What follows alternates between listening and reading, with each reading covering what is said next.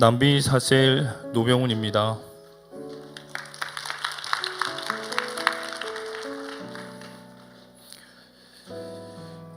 저의 장래 희망은 과학자도 의사도 아닌 좋은 아내를 만나 가정을 이루고 행복하게 살아가는 것이었습니다.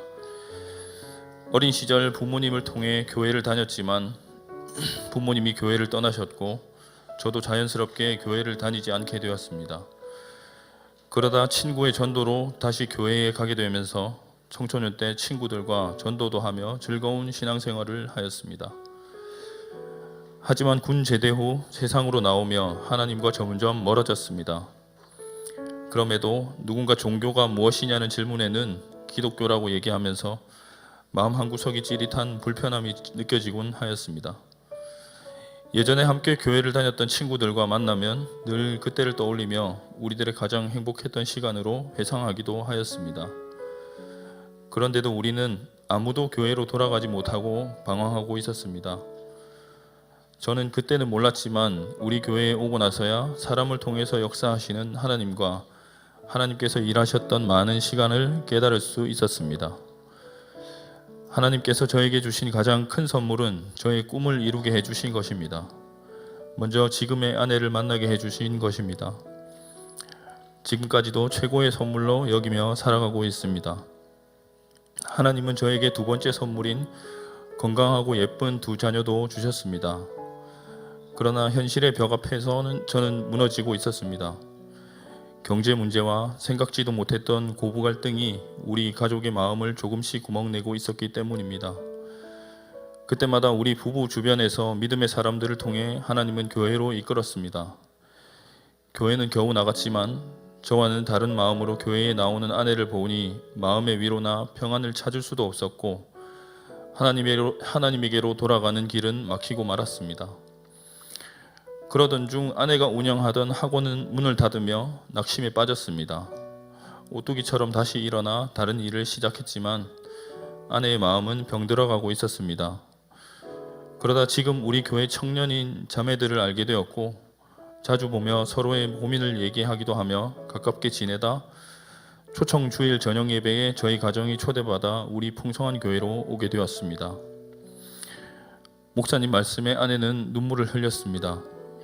처음 보는 모습에 이번에는 마음의 문이 열리나 기대하였지만 아내는 또 마음 문을 열지 못하고 겉돌며 예배의 자리에도 겨우 나오고 있었습니다. 아내는 셀리더와 인도자인 청년들의 권유로 양육을 시작하였습니다. 아내를 잘 알기에 양육의 자리로 나가는 아내가 과연 버틸 수 있을까 염려되었습니다. 우리가 함께 교회에 다니며 기도할 수 있을까 하며 의심했습니다. 그런데 역시 사랑의 하나님은 저에게 기적을 보여주셨습니다. 아내를 변하게 하셨고 하나님께서 인격적으로 만나주셨습니다.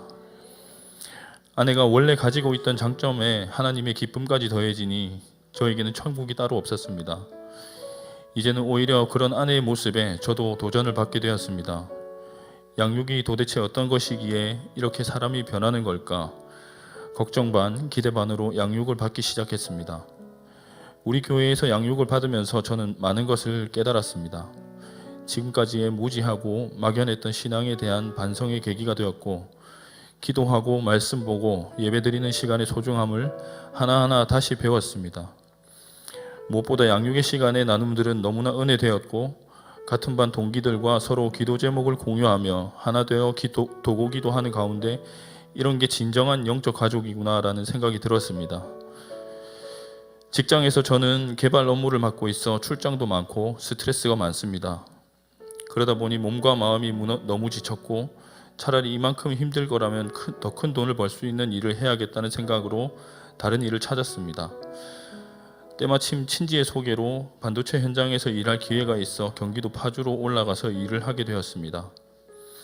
그때 아내가 반대하였지만 우리 교회는 일산에도 있으니 거기서 예배드리고 별일 없으면 주말엔 꼭 부산으로 내려오겠다고 설득했습니다. 그런데 그런 마음으로 일을 시작하였는데 하나님께서는 저의 의지로 판단하고 내린 결정의 결과를 적나라하게 보여주셨습니다.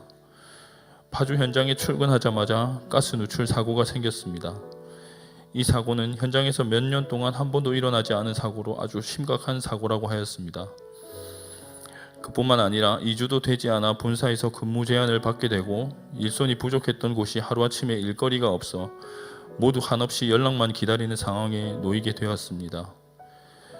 그때마다 아내는 이렇게 심각한 상황에도 이건 모두 하나님의 뜻이고 우리 공동체의 기도 응답이니 하루빨리 다시 부산으로 돌아오라는 말뿐이었습니다.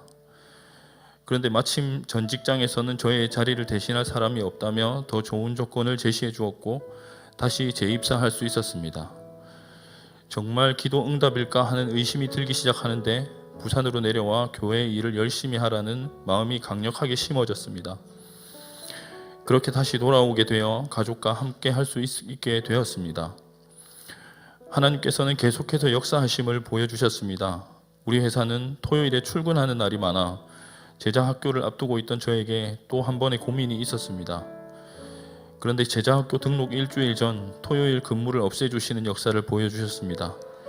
할렐루야, 하나님께서 하셨습니다. 끝까지 못난 저를 기다려주시고 사랑으로 받아주시는 하나님께 앞으로는 어떤 상황에서도 하나님을 떠나지 않겠다고 다짐하게 됩니다. 저를 어떻게 사용하실지 모르겠지만 지금 이 순간이 가장 행복합니다. 저에게는 새로운 많은 기도 제목이 생겨나고 있습니다. 먼저는 가족이 주님 안에서 믿음으로 더 성장해서 하나님의 복을 누리고 나누어 하나님께 기쁘게 영광 올려드리는 믿음의 명문 가정이 되는 것입니다.